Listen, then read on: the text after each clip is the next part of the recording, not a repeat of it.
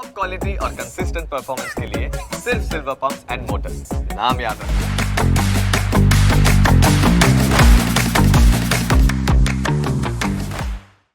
નમસ્કાર, ન્યૂઝ કેપિટલમાં આપનું સ્વાગત છે। આજે આપણે વાત કરીશું ઓનલાઈન ઇન્ટરવ્યુની। એક જમાનો હતો કે જ્યારે ઇન્ટરવ્યુ આપવા માટે તમારે તમારા કાગળિયા તૈયાર કરવા પડતા હતા અને ઇન્ટરવ્યુ કઈ જગ્યા પર છે ત્યાં સમયસર પહોંચવાની જહેમત કરવી પડતી હતી। પરંતુ કોરોના પછી આ બધું જ બદલાઈ ગયું છે। કંપનીઓ પોતાનો સમય અને પૈસા બચાવવા માટે ઉમેદવારોના ઓનલાઈન ઇન્ટરવ્યુ લે છે। ઓનલાઈન ઇન્ટરવ્યુ આપવા માટે તમારે શું તકેદારીઓ રાખવી તે પહેલા આપણે તે જોઈ લઈએ કે કંપનીઓ ઓનલાઈન ઇન્ટરવ્યુ કેમ ગોઠવે છે।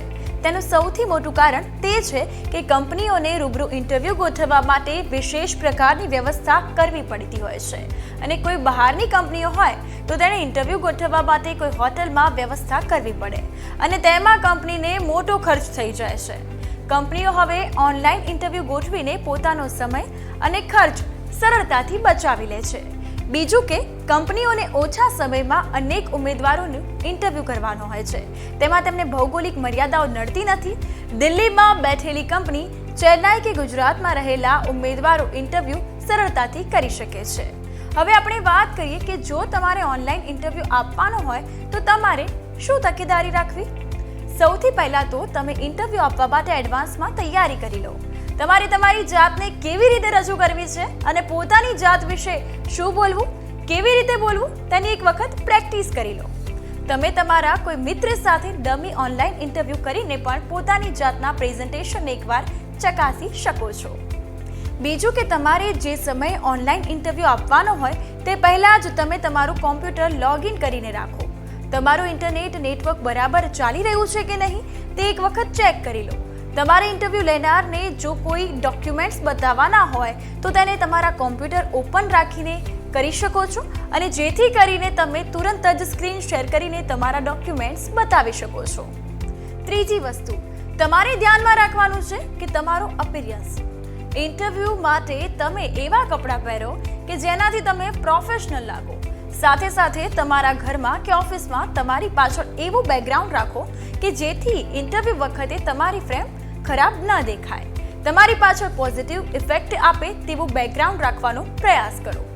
હવે વાત કરીએ ઇન્ટરવ્યુ વખતે તમારે શું ધ્યાન રાખવું જોઈએ તેની। સૌપ્રથમ તો તમે ઇન્ટરવ્યુ માટે સમયસર અવેલેબલ થઈ જાઓ। જેવો ઇન્ટરવ્યુ શરૂ થાય છે અને તમે ઇન્ટરવ્યુ લેનારને હાય કે હેલો કહીને ગ્રીટ કરો। આ વખતે તમારે તમારો અવાજ અને બોડી ફૂલ ઓફ એનર્જીમાં રાખવાનું છે। તમે ઇન્ટરવ્યુ લેનારને તમારા ચહેરા પર સ્મિત સાથે ગ્રીટ કરી શકો છો। ઇન્ટરવ્યુ દરમિયાન તમારી બોડી લેંગ્વેજ કોન્ફિડન્સ વાળી રાખવાની છે, જેમ કે તમે સ્ટ્રેટ બેસો, તમે તમારા કેમેરા સામે જોઈને વાત કરો જેથી કરીને ઇન્ટરવ્યૂ લેનારને લાગે કે આઈ કોન્ટેક્ટ ડેવલપ થાય છે અને તમારે તમારી વાત ટૂંકી અને સ્પષ્ટ રાખવાની છે। ઇન્ટરવ્યુ લેનાર વધુ માહિતી અને વિગતો માંગે ત્યારે જ લંબાણપૂર્વક વાત કરવાની છે। તમારા જવાબ ઇન્ટરવ્યુ લેનારના સવાલને અનુરૂપ હોવા જોઈએ। સવાલ પર ધ્યાન કેન્દ્રિત કરો અને માત્ર તેટલી જ માહિતી આપો જેટલી ઇન્ટરવ્યુ લેનારે પૂછી છે।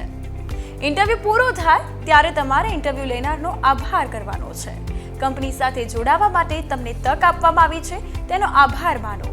ઇન્ટરવ્યુમાં અંતમાં કહો કે તમે કંપની સાથે જોડાવા ઉત્સુક છો। મને આશા છે કે જો તમે આ ટિપ્સને અનુસરશો તો સરળતાથી નોકરી મેળવી શકશો। આવા જ રસપ્રદ વિડીયો માટે આપ જોતા રહો ન્યૂઝ કેપિટલ। નમસ્કાર।